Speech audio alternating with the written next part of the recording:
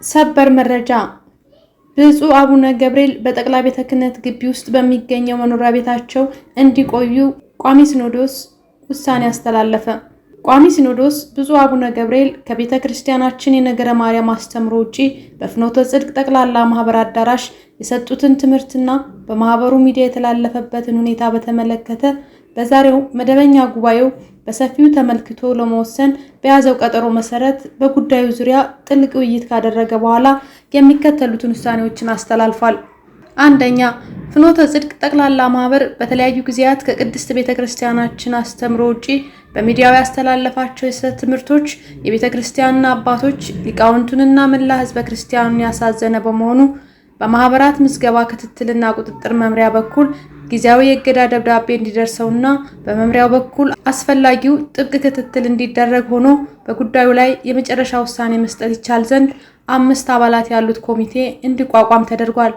በዚህ መሰረት ቋሚ ሲኖዶስ ያቋቋማቸው አጣሪ ልዑካን አጠቃላይ የማህበሩን ሁለንተናዊ እንቅስቃሴና በሚዲያው ያስተላለፋቸውን የስህተት ትምህርቶች በተመለከተ ከጠቅላይ ቤተ ክህነት ጽሕፈት ቤትና ከማህበራት ምዝገባ ቁጥጥርና ክትትል መምሪያ ጋር በመነጋገር በሚገባ መርምረውና አጣርተው በአጭር ጊዜ ውስጥ ከውሳኔ ሀሳብ ጋር ለቋሚ ሲኖዶስ እንዲያቀርቡ። ሁለተኛ፣ ብፁዕ አቡነ ገብርኤል ማርያም ቤዛዊት ዓለም አትባልም በማለት ከቤተ ክርስቲያናችን የነገረ ማርያም አስተምሮ ውጪ የሰጡት ሕጸጽ ያለበት ትምህርት በሊቃውንት ጉባኤ በኩል በሚገባ ተመርምሮና ተጣርቶ ከመፍትሄ ሀሳብ ጋር ለቋሚ ሲኖዶስ በአስቸኳይ እንዲቀርብ፣ ብፁዕነታቸውም ጉዳዩ ተጣርቶ የመጨረሻ ውሳኔ እስኪያገኝ ድረስ በመንበረ ፓትርያርክ ጠቅላይ ቤተ ክህነት ጽሕፈት ቤት ግቢ ውስጥ በሚገኘው መኖሪያ ቤታቸው በተአቅቦ እንዲቆዩ።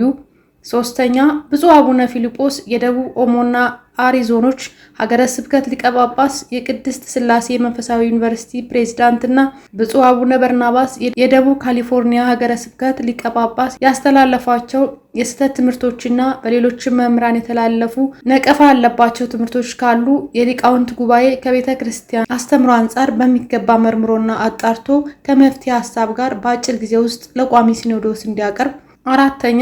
የኢትዮጵያ ኦርቶዶክስ ተዋሕዶ ቤተክርስቲያን መገናኛ ብዙኃን ስርጭት ድርጅት ለፍኖተ ጽድቅ ጠቅላላ ማህበር ሚዲያ የአየር ሰዓት የሰጠበትን ዝርዝር ሁኔታና ከማህበሩ ጋር በተያያዘ አየር ላይ ያላቸውን ትምህርቶች የሚያሳይ ሪፖርት እንዲያቀርብ ይደረግ በማለት ቋሚ ውሳኔዎች አስተላልፈዋል። መረጃው የኢትዮጵያ ኦርቶዶክስ ተዋሕዶ ቤተክርስቲያን የሕዝብ ግንኙነት መምሪያ ነው።